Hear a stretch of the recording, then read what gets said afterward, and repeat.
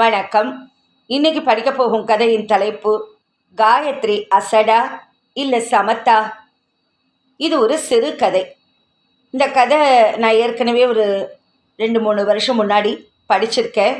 எனக்கு ரொம்ப பிடிச்ச கதை, அதனால் திரும்பவும் படிக்கிறேன். கதைக்கு போகலாமா? பெண் ரொம்ப சுமார். ஆலங்குடி நீட்டி முழக்கியது இன்னமும் சுந்தரியின் காதில் ஒலித்து கொண்டே இருந்தது. மகேஷ் புதுசாய் கல்யாணமான கலையே இல்லாமல் சகலத்தையும் வெறுத்து ஒதுக்கிய சன்னியாசி போல வளைய வந்து கொண்டிருந்தான். எங்கேயோ திருச்சிராப்பள்ளியில் வேத பாடசாலை வச்சு நடத்திருக்கிற பிராமணருக்கு ரிட்டையர்டு ஐஏஎஸோட சம்பந்தி ஆகணும்னு இருக்குது. அதிர்ஷ்டம் யாருக்கு வரும், எப்போ வரும்னு சொல்ல முடியாதே. இது சுந்தரியின் மாமியார் ஜனகம். தன் மகன் ஐஏஎஸ் என்பதிலும் பேரன் மகேஷ் பிரபலமான கார் நிறுவனத்தில் இந்த சின்ன வயதிலேயே ஜிஎம்மாக இருக்கிறான் என்பதிலும் கழுத்து கொள்ளாத பெருமை கிழவிக்கு. எல்லாம் இந்த மனுஷரோட பிடிவாதத்தால் வந்தவன. ஜனகத்தின் எரிச்சலுக்கும் கோபத்துக்கும் பாத்திரமான விஸ்வநாதன் அந்த வீட்டின் ஜடாயு சிவனே என்று பெருமை நாற்காலியில் அமர்ந்து பேரன் மனைவி காயத்ரி ஆற்றி கொடுத்த காப்பியை ருசித்து குடித்து கொண்டிருந்தார். அந்த வீட்டில் விஸ்வநாதனின் பேச்சுக்கு மறு பேச்சு இல்லைதான். ஐஏஎஸ் மகனான மூர்த்தி, மகேஷின் தந்தை கூட இவரது பேச்சை தட்டியதில்லைதான். அதற்காக பேரனின் கல்யாண விஷயத்தில் கிழவர் இப்படி செய்வார் என்று யாருமே எதிர்பார்க்கவில்லை. எத்தனையோ பெரிய இடங்களிலிருந்தெல்லாம் பெண்களின் ஜாதகங்கள் வந்தது. ஏன், திருமணம் முடிந்த விஷயம் கூட தெரியாமல் நேற்று ஒரு பெரிய மனிதர் காரை எடுத்துக்கொண்டு வந்திருந்தார். பெண் எம்எஸ்சி ஆம். பரதநாட்டிய நிகழ்ச்சிக்காக அடிக்கடி அமெரிக்கா, கனடா வென்று போய் வருகிறாளாம். படிப்பில் தங்கப்பதக்கமாம். பிராப்தம் இல்லை. இதை சொல்லும்போதே சுந்தரிக்கு துக்கம் தொண்டையை அடைத்தது. அது சரி, காயத்ரிக்கு என்ன குறைச்சலாம்? அத்தனை நிறம் இல்லை. நம்ம குடும்பத்து சிகப்புக்கு இது கருப்பு தான். பிஎஸ்சி படிச்சிருக்காளாம். 4 வார்த்தை இங்கிலீஷில் பேச தெரியல. மகேஷுக்கு தம் ஃப்ரெண்ட்ஸ் கிட்ட பெண்டாட்டியை அறிமுகப்படுத்தவே பிடிக்கல. ஐஏஎஸ் மாமனார் எதுக்கெடுத்தாலும் ஐக்கியூவும் பாரு. நாட்டு பொண்ணுக்கும் ஐக்கியூவுக்கும் ரொம்ப தூரம். பாட்டு, டான்ஸ், ஸ்போர்ட்ஸ்னு எக்ஸ்ட்ரா கரிக்குலர் ஆக்டிவிட்டீஸ் எதுவுமே கிடையாது. சமயக்கட்டையே சுற்றி சுற்றி வருது. இந்த காலத்தில் இப்படி ஒரு பொண்ணு நம் வீட்டுக்குன்னே பிரம்மா படைச்சிருக்கான். குடும்பத்தில் உள்ள அத்தனை பேருடைய கசப்புக்கும் மீறி எப்படி நடந்தது இந்த கல்யாணம்? மகேஷுக்கு என்று சொந்த வெறுப்பு இல்லையா என்ன?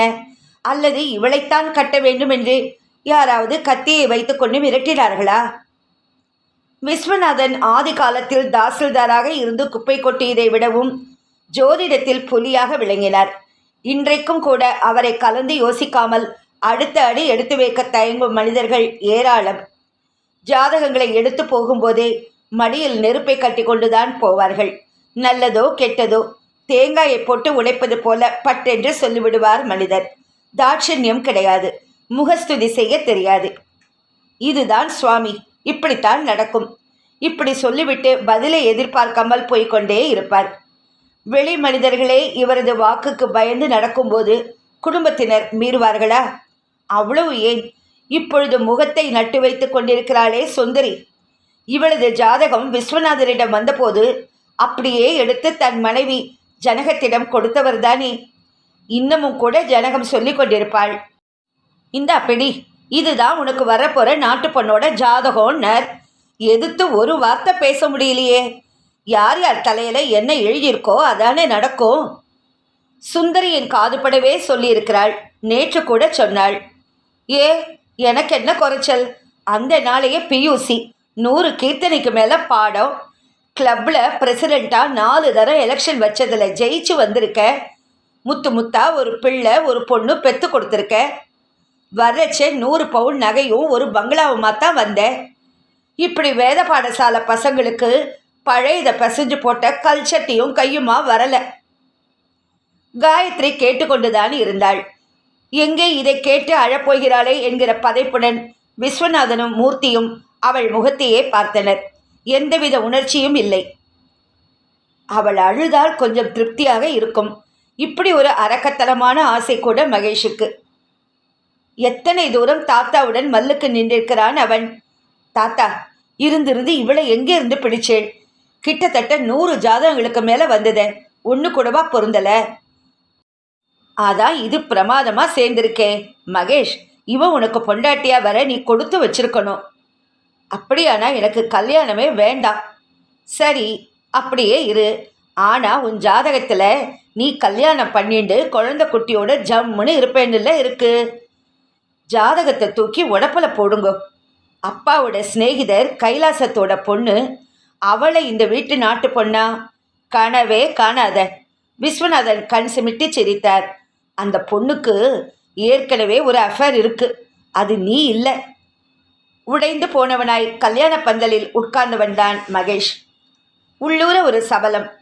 கல்யாணத்துக்கு பிறகு இந்த பெண்ணை மேலும் படிக்க வைத்து ஆங்கிலத்தில் பேச வைத்து ஓரளவுக்கு நாகரிகமாக்கினால் என்ன?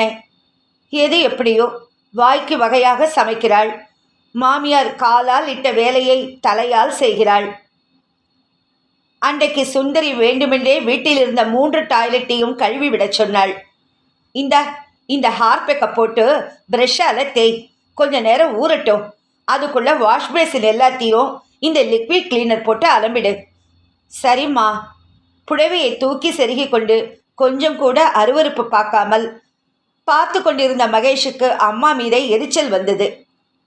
அவ தான் ஜடம் மக்குன்னு தெரியறதே, எல்லார் முன்னாலேயும் பாத்ரூம் கிளீன் பண்ண சொல்லணுமா? அதுக்கு வீட்டில் ஆளே இல்லையா? தாயிடம் கேட்கவில்லை. உள்ளூர பொறுமினான். இரவு தனிமை கிடைக்கும் போதெல்லாம் அறிவுரையாய் அவளது மூளைக்குள் திணித்தான். பாத்ரூம் கிளீன் பண்ண சுப்பம்மா இருக்கா, நீ செய்ய வேண்டாம். அம்மா சொன்னா அதெல்லாம் எனக்கு பழக்கம் இல்லைன்னு சொல்லு. ஐயோ, எதுக்கு பொய் சொல்லணும்? என் வீட்டில் ஒரு டாய்லெட் தான். நான் தான் காலம்பரை குளிக்கிறதுக்கு முன்னால போய் தேய்ச்சி அலம்பு. இங்கே என் பக்கத்தில் வராத. அதுவும் நம்ம வீட்டை சேர்ந்தது தானே. அவள் கேட்க அவன் அவளது முகத்தையே பார்க்க பிடிக்காமல் குப்புறப்படுத்து கொண்டான். எத்தனை நேரம் விழித்திருந்தாளோ. காலையில் கண் விழித்தவனுக்கு அவள் படுத்திருந்த தலையணியில் சிதறியிருந்த மல்லிகை பூக்களில் கூட ஹார்பிக் நெடி அடிப்பது போல. திருமணமான 1 மாதத்துக்குள்ளேயே வீட்டில் சின்னதும் பெருசுமாய் அபிப்பிராய பேதங்கள். ஒருத்தியை பிடிக்காவிட்டால் எது செய்தாலும் குறைதான், குற்றம்தான். காயத்ரி மட்டும் எதையுமே பொருட்படுத்தாதவளாய். ரோஷமே இல்லையா? சுந்தரி ஆங்கிலத்திலும் இன்னும் தனக்கு தெரிந்த மொழிகளிலும் சகட்டு மெலிக்கு திட்டுகிறாளே. எதையும் காதில் போட்டுக்கொள்ளாமல் அப்படியே கேட்டாலும் அம்மாவுக்குத்தான் எத்தனை பாஷை தெரிஞ்சிருக்கு என்கிற அகமகிழ்வில் பொண்ணை மறு வீட்டுக்கு அனுப்பணுமா? சம்மந்தி லெட்டர் போட்டிருக்க. அப்படியே எல்லாருமா போய் ரங்கநாதனையும் அகிலாண்டேஸ்வரியும் தரிசனம் செஞ்சுட்டு விஸ்வநாதன் சொல்ல சுந்தரி நரநரட்டாள். அப்படியே மலைக்கோட்டை உச்சி பிள்ளையாரையும் பார்த்துட்டு அங்கேருந்து குதிச்சு பிராணனை விடுற. அது உன்னிஷ்டம், புன்னகைத்தார் கிழவர். மகா பொல்லாதது திரிசமன். வாய்க்குள் முனகினாலும் மீற வழி இல்லை சுந்தரிக்கு. காரணம், அப்பா எள் என்றால் ஐஏஎஸ் மகன் மூர்த்தி என்னையாக நிற்கிறாரே. நான் வரல. முறுக்கி கொண்ட மகேஷை அதட்டி கிளப்பியவரும் அவர்தான். வாடா, என்னமோ குடிமுழுகிட்டாப்புல துக்கம் கொண்டாடுறான். அந்த வீட்டில் எங்களால் தங்க முடியாது. வேண்டாம், ஸ்டார் ஹோட்டலில் தங்குங்கோ. ஆனால் சாப்பாடெல்லாம் சம்மந்தி வீட்டில் தான். தாத்தாவை எரித்து விடுவது போல பார்த்தான் பேரன். 1000 தான் கசப்பு இருந்தாலும் ரயிலில் ஃபஸ்ட் கிளாஸ் கம்பார்ட்மெண்ட்டில் வரிசையாய் 7-8 டிக்கெட்டுகளாய் சேர்ந்து பாட்டும் கூத்தும் அந்தாட்சரியுமாய். சினிமா பாட்டாவது தெரியுமா மன்னி? மகேஷின் 18 வயசு தங்கை. கொஞ்சம். எல்லாமே சுவாமி பாட்டாத்தான். அவளை விடு சுமி, நாம் விளையாடுவோம். ஆமாம், நீங்கள் விளையாடுங்கோ, நான் வேடிக்கை பார்க்குறேன். அசடு அசடு. சுந்தரி நக்கலடித்தாள். மூர்த்தி மனைவியை முறைத்தார். ஜனகம் உதட்டை சுழித்தாள். விஸ்வநாதன் புன்னகைத்தார். திருச்சியில் மிகப்பெரிய ஹோட்டல். அந்த ஊரிலேயே பிறந்து வளர்ந்தும் கூட காயத்ரி இதுவரையில் பார்த்திராத அசத்தலான அறைகள், வசதிகள். பிரமிப்பு நீங்காமல் கணவனும் மாமியாரும் கேட்டதையெல்லாம் பெட்டியிலிருந்து எடுத்து கொடுத்தபடியே கூடவே ஒட்டுப்புல் மாதிரி வந்த காயத்ரியின் தந்தை மண்டியிட்டு கெஞ்சாத குறையாக பகல் சாப்பாட்டுக்கு அழைத்து விட்டு போனார். முதல்ல மலைக்கோட்டை வாசல் பிள்ளையார், அப்புறம் ஸ்ரீரங்கம், அடுத்தாப்புல திருவானைக்கா, திட்டவட்டமாக கூறிவிட்டார் விஸ்வநாதன். கண்டிப்பாக சாப்பாட்டுக்கு வரேன் ஓய், கவலைப்படாமல் போய் சேரும். மகேஷ் தனக்கென ஒதுக்கப்பட்ட அறையில் புகுந்து கொண்டு கசங்கல் சட்டை மாமனாரை பார்ப்பதை அப்போதைக்கு தவிர்த்தான். மலைக்கோட்டை வரையில் எல்லாம் சரியாகத்தானே இருந்தது. ஸ்ரீரங்கம் போவதற்கு முன் சுந்தரிக்கு வழக்கமாய் வரும் தலைவலி. நீங்கள் எல்லாரும் போங்கோ, நான் ஹோட்டலில் இறங்கிக்கிறேன், சாப்பாடு கூட வேண்டாம், நாளைக்கும் இருக்கும் தானே, அப்போ கோவிலுக்கு போயிட்டு வரேன். மகேஷுக்கு புரிந்தது. இது தலைவலி மட்டுமல்ல, சம்மந்தி வீட்டில் தரையில் அமர்ந்து சாப்பிட அம்மாவினால் முடியாது, பிடிக்கவும் பிடிக்காது. மனசு வலித்தது. அம்மாவின் சந்தோஷத்தை கூட மதிக்க முடியாமல் என்ன கல்யாணம்? நானும் துணைக்கு இருக்கட்டுமா? காயத்ரி கேட்க வல்லென விழுந்தாள் சுந்தரி. அம்மா தாயே, நீ போ. காயத்ரியின் முகம் வாடியதோ, மெலிதான நீரோட்டம் கண்களில் தெரிந்ததோ, மகேஷ் முகத்தை திருப்பிக் கொண்டான். ஸ்ரீரங்கம் கோவிலில் அருமையான தரிசனம். கூடவே இடுப்பில் துண்டை கட்டிக்கொண்டு ஓடி வந்த காயத்ரியின் தந்தைக்கு அங்கே ஏக மரியாதை. ரிட்டையர்டு IAS மூர்த்தி கூட சம்பந்தி மனிதரின் பின்னால் நிற்க வேண்டிய நிலை. அதான் சாப்பிட வரோம் போங்கன்னு சொல்லி அனுப்பிட்டோமே, மறுபடி எங்கேருந்து ஸ்ரீரங்கத்துக்கு வந்து குதிச்சார் மனுஷர்.